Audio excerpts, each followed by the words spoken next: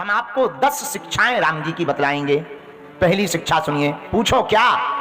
जोर से पूछो तब बताएंगे। मुंबई वाले होते बड़े कंजूस हैं। हम जब पहली बार मुंबई आए थे, पीछे हम मोटरसाइकिल से चले जा रहे थे। पहली बार जब आए, एक बहन जी होंगी पनवेल की, कार चला रही थी आगे आगे। अब वो बार बार ऐसा हाथ करें, हमें लगा मुड़ेंगी, तो हमने धीरे कर ली।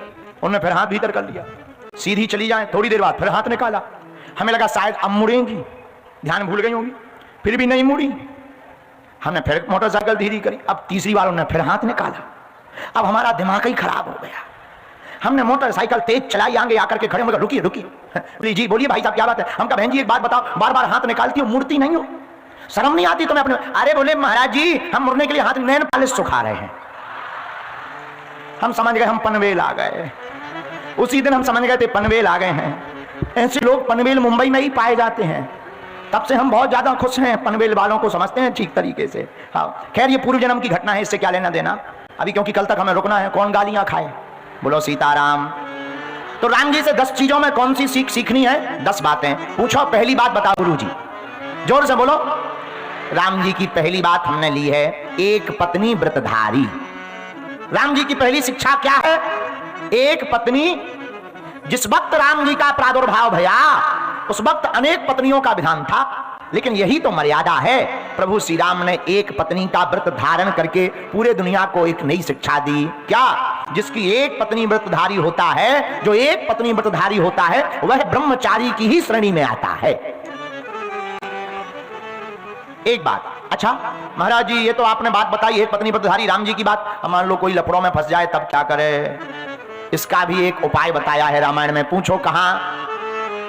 रामचरितमानस में जब राम जी महाराज पंचवटी पहुंच गए, पंचवटी जैसे ही पहुंचे, राम जी का पंचवटी पहुंचना हुआ, उसी समय रावण की बहनी सूर्पनखा, रावण की बहनी सूर्पनखा राम जी के पास आई। क्या बोली? तुम सम पुरुष न मो सम नारी। राम जी से भेष बदल करके वह सूर्पनखा आई।